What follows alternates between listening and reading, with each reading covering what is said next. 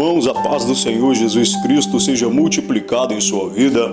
Irmão Marcos Paulo passando aqui nesta noite para falar da palavra do Senhor Jesus Cristo. Nesta noite iremos aprender da palavra de Deus, queridos. Você que tiver caneta, você que tiver papel, você que tiver uma Bíblia, já pegue a sua caneta, pegue o seu papel, pegue a sua Bíblia, porque nesta noite a palavra de Deus irá nos edificar mais uma vez, edificar a sua vida espiritual, a sua vida conjugal e a sua vida ministerial. Queridos, nesta noite nós iremos fazer menção e aprendermos um pouco dos gêneros literários da Bíblia. Nesta noite nós iremos mencionar e aprender sobre os gêneros literários na Bíblia.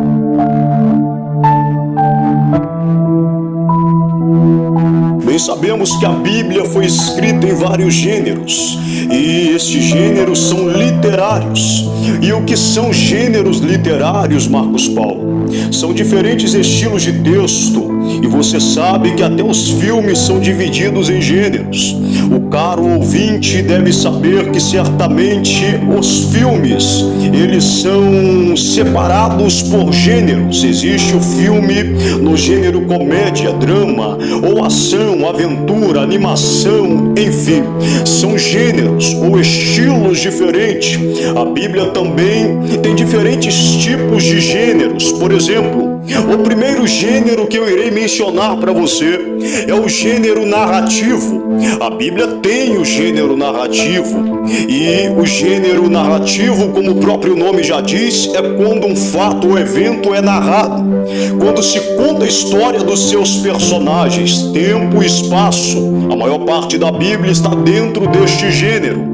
A criação do homem, por exemplo, é contada de forma narrativa, assim como também os dilúvios, os milagres de Jesus Cristo Nazareno. O gênero narrativo, ele é o gênero mais comum da Bíblia. O segundo gênero que eu quero mencionar para vocês, ouvintes da palavra, é o gênero musical. Sim, a Bíblia também possui o gênero musical. Por exemplo, os salmos, eles são musicais, são músicas, são canções criadas pelos salmistas para adorarem a Deus, o que chamamos de louvor. No livro dos Salmos há músicas que foram compostas, glórias a Deus, no meio de guerras, a caminho do templo, aleluias, dentro de cativeiros babilônicos. O terceiro gênero que eu quero mencionar para vocês é o gênero profético. Marcos Paulo, o que é a profecia? É uma predição do futuro, queridos. É anunciar aquilo que vai acontecer.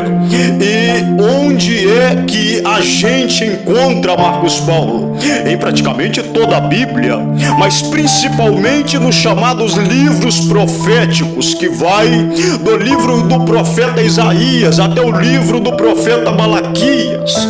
O quarto gênero que eu quero mencionar para vocês é o gênero poético. Sim, o gênero poético também está presente na Bíblia. O próprio livro dos Salmos, Provérbios, Eclesiastes, Cântico dos Cânticos, eles são poesias, aleluias. Mas vale ressaltar que o estilo de poesia dos judeus na língua hebraica é diferente do nosso estilo, aleluias. Qual é a grande característica da poesia brasileira na língua portuguesa? É a rima. A poesia brasileira se destaca pelas rimas. E qual característica é da poesia hebraica? Não é a rima, é o paralelismo. O paralelismo, queridos e amados irmãos, é a maior característica da poesia hebraica, ou a característica da poesia hebraica. Existem pelo menos 3 tipos de paralelismos. O primeiro é o sinônimo, o segundo é o antitético, o terceiro é o sintético. Vou repetir: existem pelo menos 3 tipos de paralelismos. O primeiro é o sinônimo, o segundo é o antitético e o terceiro é sintético.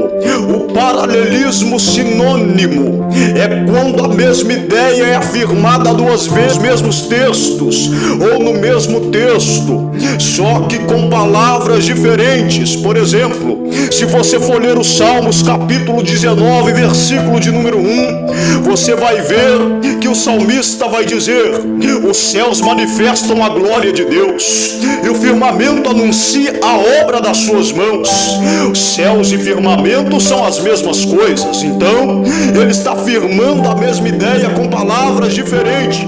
Isso é paralelismo sinônimo. Se você for ler os Salmos capítulo de número 120, versículo de número 2, você vai encontrar outro exemplo do que é paralelismo sinônimo. O salmista vai dizer: salva-me, Senhor, dos lábios mentirosos e das línguas enganosas. Lábios mentirosos e línguas enganosas representam a mesma coisa. Então, este versículo é mais um exemplo de paralelismo sinônimo. E o segundo paralelismo que eu quero mencionar para vocês, caros ouvintes da Palavra de Deus, é o paralelismo antitético, ao contrário do paralelismo sinônimo, que expressa a mesma ideia duas vezes no mesmo texto. O paralelismo antitético expressa duas ideias opostas nos mesmos textos ou no mesmo texto. Por exemplo, porque os malfeitores são desarraigados, mas aqueles que esperam no Senhor herdarão a terra. Salmos capítulo de número 37, versículo de número 9. Se você for ler esses salmos, você vai perceber que há dois pensamentos opostos sendo apresentados no mesmo versículo. E o terceiro paralelismo que eu quero mencionar para vocês, caros ouvintes, é o paralelismo sintético. O paralelismo sintético não tenta apresentar a mesma ideia, nem a oposta, mas ela amplia e acrescenta uma ideia nova. Se você for ler os Salmos capítulo de número 19, versículo de número 7, 8 e 9, você vai encontrar um exemplo. No capítulo de número 7, o salmista vai dizer: a lei do Senhor é perfeita e refrigera a alma. A testemunha do Senhor é fiel e dá sabedoria aos simples. No versículo de número 8 ele diz: os preceitos do Senhor retos e alegram o coração. O mandamento do Senhor é puro e ilumina os nossos olhos. O versículo de número 9 ele continua dizendo: o temor do Senhor é limpo e permanece eternamente. Os juízos do Senhor são verdadeiros e justos juntamente. Aleluias. Note que a segunda parte de cada frase amplia e completa o pensamento. Portanto, este é o estilo de poesia hebraica. Porém, a Bíblia também tem muitos outros estilos de textos, genealogias, parábolas, símbolos e por aí vai. E agora eu quero falar ou mencionar para vocês três tipos de linguagens ou sentidos. Diante de tantos gêneros literários, é primordial entender que nem todos são interpretados da mesma forma. O texto bíblico possui três tipos de sentidos ou de interpretações. A Bíblia foi escrita em três tipos de linguagens diferentes: a linguagem literal, a linguagem figurativa e a linguagem simbólica. Se não aprendermos isso, não conseguiremos interpretar a Bíblia corretamente. Precisamos saber na Bíblia o que é literal, o que é simbólico e também aquilo que é figurativo. A linguagem literal. A linguagem literal é o tipo de texto cujo sentido é exatamente aquilo que o texto já está dizendo, quando não tem nenhum outro sentido e o significado do texto já está explicado. Isso é uma linguagem literal.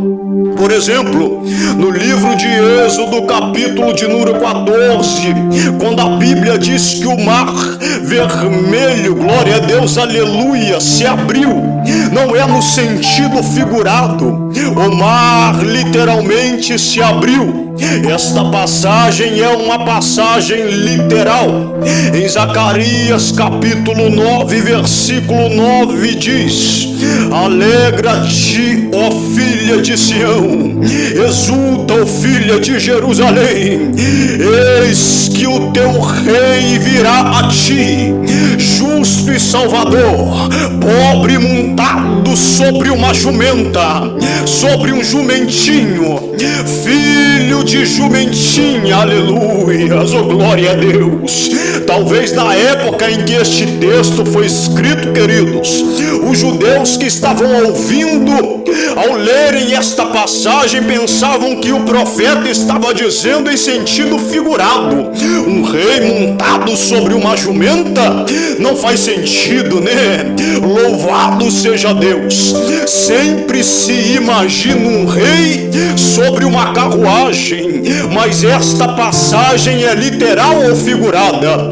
É literal, porque Jesus realmente entrou em Jerusalém montado em um jumentinho, quebrando todos os protocolos e cumprindo a profecia. Está escrito lá em Lucas 19.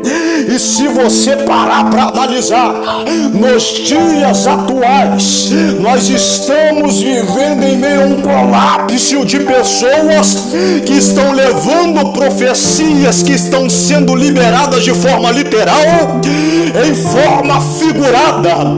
Mas Deus está dizendo que Ele não se limita aos pensamentos dos judeus para poder fazer o querer, para poder fazer a vontade dEle.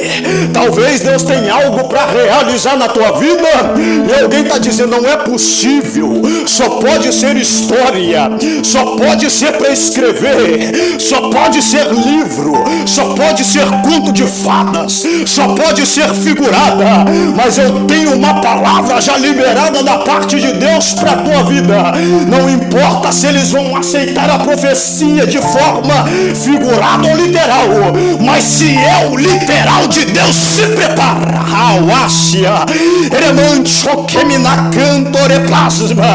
Alguém está olhando para o céu e está dizendo: é impossível o terceiro céu se abrir, é impossível Jesus ir sobre um cavalo branco. Alguém está olhando para a profecia e está pensando que é figurado, mas a qualquer momento o literal de Deus rebaia, eu vou repetir de novo, porque eu falei que essa noite seria edificante. A qualquer momento o literal de Deus vai quebrar todo o protocolo do figurativo do homem. Erebrancho, Eremanaka Rasaio, Arabrashui de Kéria.